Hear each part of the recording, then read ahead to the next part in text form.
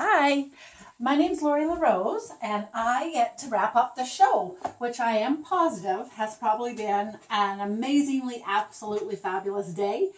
If you've stuck through it from start to finish, I can give you huge kudos. I can hardly believe you might have done that. So I chose to tape it today because I live in rural Alberta and my internet is like crazy different from everybody else's. It's warbly enough that it's just no fun. People last time were like, the hands are jiggling. And so anyways, so I'm going to record it, and I am doing the Retiform, which was what you were going to see again when I show this card. Anyways, I would just like to thank the people that did the finessing of the beautiful graphics. I don't even know all the details that went into making this day so fabulously fantastic. The parts that I love and that I can do is this, sharing what I love with you guys and my different stuff. So this little card guy, Retiform, we did, oh gosh, I've been a demonstrator for like 18 years, going on 19 pretty fast here. I'm going to turn that down here. And Retiform was something that we did long time ago, but it never grows old. And I was surprised when I was looking up some ideas just to remind myself how the heck we do it. I was surprised that people actually are still completely doing it. And I honestly, I was a little surprised because I was thinking that nobody had done it. But I saw one set that is beautiful with this is anything nautical. So what is that one called? The Sailing Home, and people did it in blue. So I chose to do this one because we're doing new catalog supposedly. I did do a traditional with so I think if you were to ever look it up, you would see that Retiform means you know what, I'm going to be doing this all. I'll talk in a few seconds, but I'll talk about Retiform in a second. Hold on. Anyways, I chose to do positive thoughts. I do wonder sometimes if people realize that this is even in the catalog. I love this stamp set. It's very, very fabulous.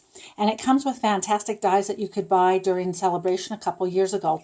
And again, a little bit overlooked. If you can't, in the catalog, I don't know that you sometimes see this detailing, so it's fantastic. A little bit of a trim, even a sentiment holder, and the leaf is, or the feather is really, really cool. So it's a set well worth looking at. So I worked with it here. I had an original, this was the first one I was working with. And I think it's so cool that, now I worked with Cinnamon and Misty Moonlight, but the ribbon is the new Pale Papaya. And I think, oh, it looks good. So now these two are just about exactly the same card as far as I copied them. Do you know what I mean? But no two cards are ever the same with this technique.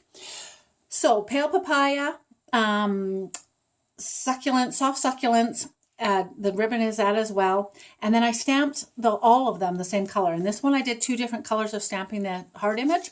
This one I did all, and I did it in evening evergreen, right?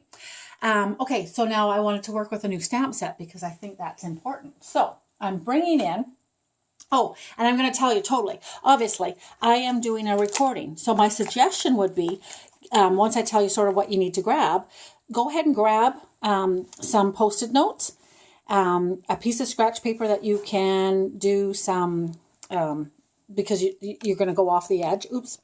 And I got a new stand. My girlfriend, gosh, she's so kind. She gave me a new stand, but I'm just getting used to it. And clearly, I'm going to have to weight it, or else I will not have it working.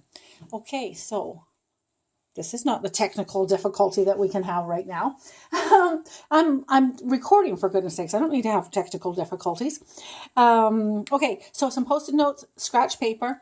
If you have the fantastic blending brushes, I had no idea that they were brushes and not sponges. I don't know if you can see that. I think it's so cool. They're so super soft and so fun.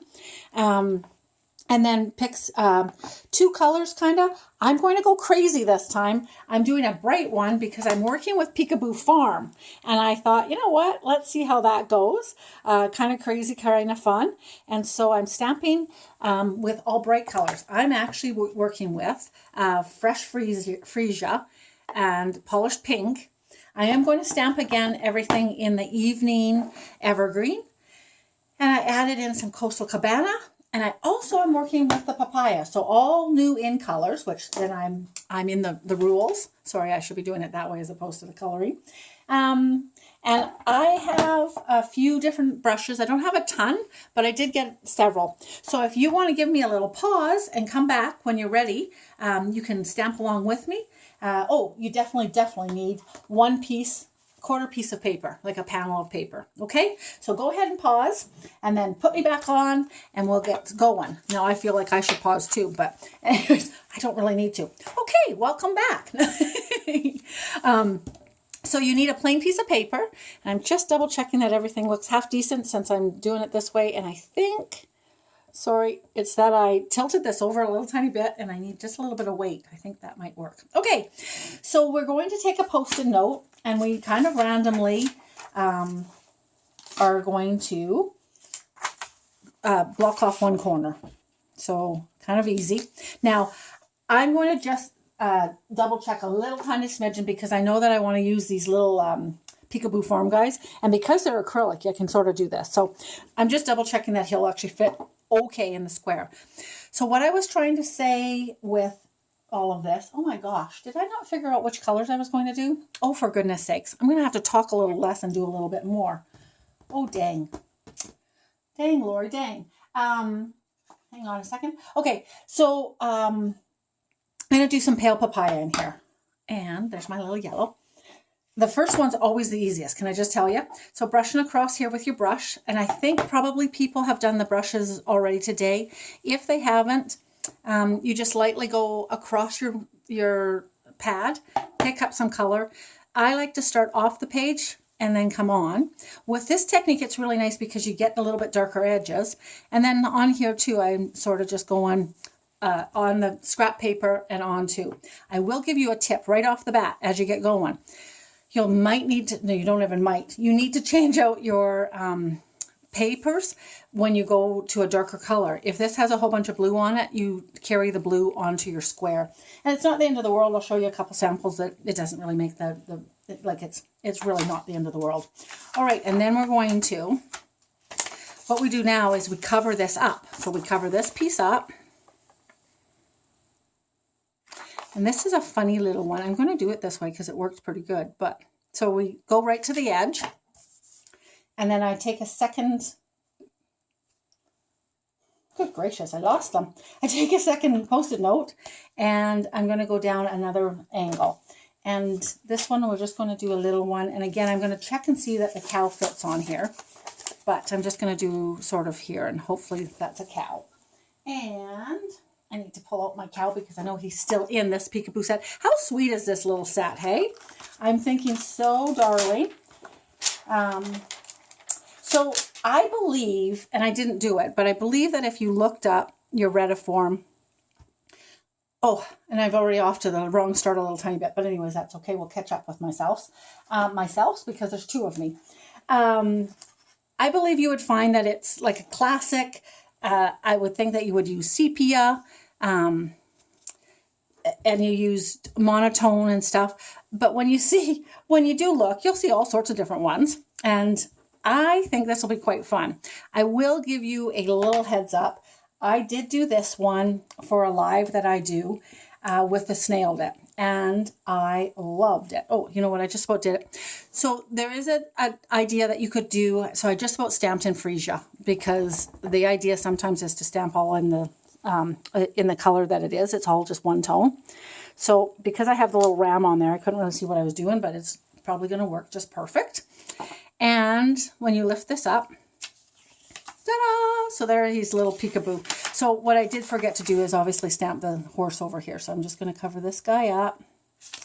Again, oops, and the horse isn't going to go there. So, and then what I do with that little horse that I just had, and I'm going to stamp him in here.